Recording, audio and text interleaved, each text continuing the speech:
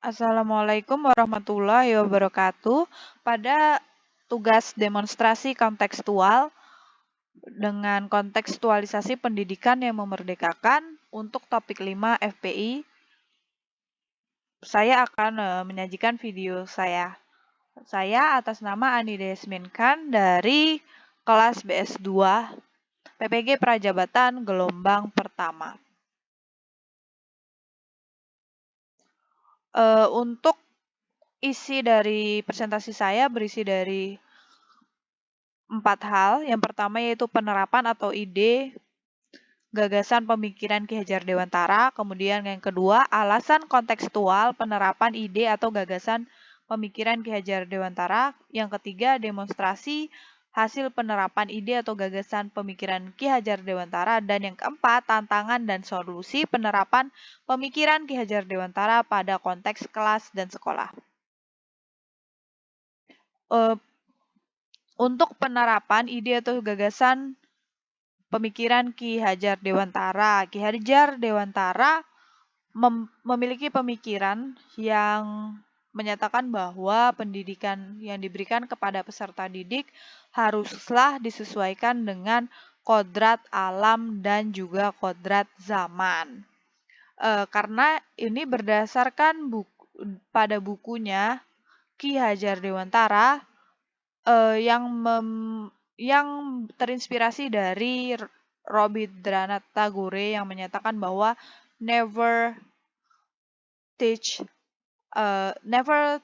student for your own learning because he was born in another time. Jadi jangan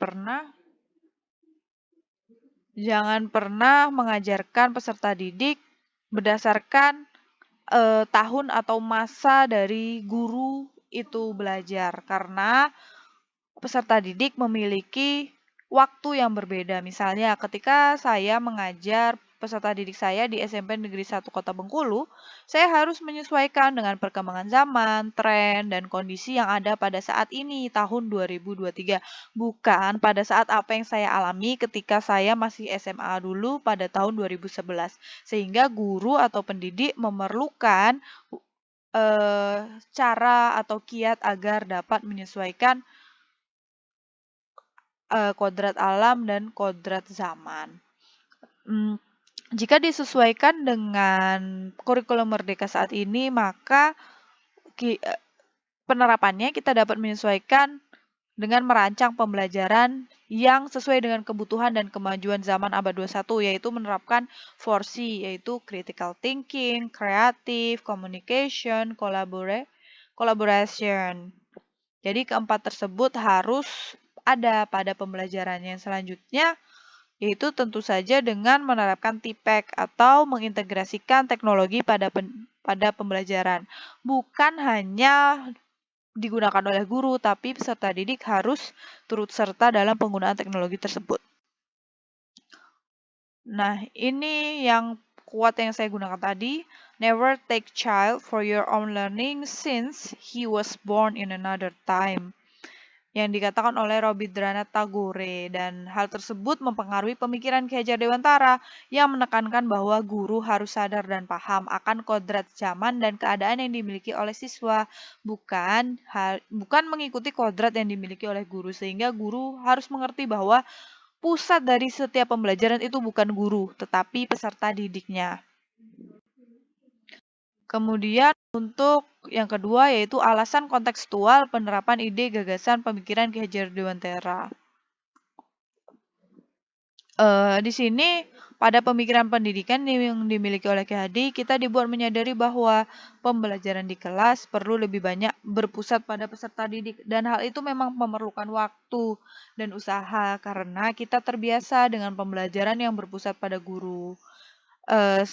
Saat ini pendidik perlu mengasah keterampilan peserta didik di abad ke-21, yaitu dengan merancang pembelajaran yang student-centered, menggunakan TPEK dalam pembelajaran sesuai kodratnya di abad 21. Bukan hanya guru yang menggunakan, tetapi siswa harus turut serta menggunakannya. Misalnya siswa diajak untuk melakukan kuis dengan menggunakan aplikasi Quizizz seperti itu. Serta melibatkan 4C, creativity, communication, critical thinking, dan collaboration.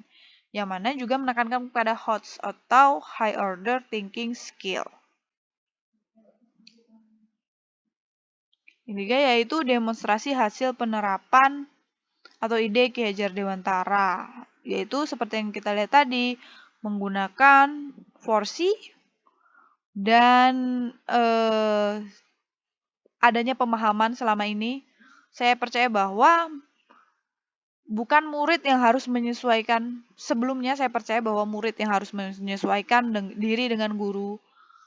Karena dulu saya terbiasa jika menghadapi guru seperti ini, saya harus mengikuti pembelajarannya seperti ini. Jika gurunya seperti ini, harus seperti ini. Padahal yang sebenar-benarnya yaitu guru yang menyesuaikan pembelajarannya agar sesuai dengan peserta didiknya. Dan hal ini merupakan inspirasi dari Montessori yang menginspirasi Ki Hajar Dewantara, yaitu untuk menghormati, menghargai peserta didik yang kita sebagai pendidik harus lakukan. Menghargai setiap perbedaan, kekurangan, kelebihan yang dimiliki peserta didik, dan menggunakannya untuk pelaksanaan pembelajaran. Selain itu, juga kita perlu mengintegrasikan teknologi, nilai-nilai sosial juga harus diintegrasikan pada pembelajaran. Jadi peserta didik bukan hanya pintar, namun juga beradab. Oke. Kemudian tantangan dan solusi penerapan pemikiran Ki Hajar Dewantara. Menurut saya tantangannya yaitu buku cetak yang belum memadai untuk penerapan Ki Hajar Dewantara. Buku cetak yang ada saat ini belum, atau menurut saya buku cetak yang ada belum dapat memenuhi kodrat peserta didik yang berbeda-beda dengan materi pembelajaran yang disamakan secara nasional, sementara konteks dan background knowledge yang dimiliki siswa di setiap daerah itu berbeda-beda, sehingga banyak siswa yang kurang familiar. Misalnya pada buku cetak bahasa Inggris dibahas mengenai makanan dari Jakarta disertai dengan Monas untuk teks deskriptif. Sementara untuk di Bengkulu ini kita bisa menggunakan misalnya monumen Thomas Park dan juga makanannya misalnya lemas seperti itu. Jadi buku cetaknya belum bisa untuk menyesuaikan dengan kodrat alam dan kodrat zamannya. Kemudian kebiasaan yang sudah mendarah daging pada diri peserta didik, yang mana mereka dididik untuk pasif dan takut bersuara, takut menyatakan pendapat, takut jika pendapat yang mereka katakan salah, sehingga ditertawakan. Hal ini merupakan tantangan yang berat karena untuk merubah mindset memerlukan usaha. Solusinya yaitu guru perlu memperkaya sumber media belajar, dan juga memperkaya desain untuk pengalaman belajar, bukan hanya sekedar buku cetak, karena menurut Wiggins, textbook is not a map nor a syllabus, it is just a tool. Jadi guru harus meng-uncover buku cetak, karena dalam buku cetak mereka menggunakan materi yang disederhanakan dan tidak menyesuaikan kepada kebutuhan peserta didik di daerah masing-masing, hanya kebutuhan secara nasional, sehingga guru perlu memperkaya sumber belajar dan kegiatan belajar yang dapat memenuhi hal tersebut. Kemudian yang kedua, perlu membiasakan peserta didik untuk menjadi aktif dengan cara kita memberikan kesempatan peserta didik untuk berbicara dengan membentuk grup-grup kecil, kemudian memberikan apresiasi, kemudian melatihkan mereka untuk berbicara sebelum mereka berbicara, terutama untuk mereka yang jarang, sehingga dapat meminimalisir kesalahan yang dapat membuat kepercayaan diri mereka menjadi meningkat. Demikian penjelasan dari saya. Terima kasih. Wassalamualaikum warahmatullahi wabarakatuh.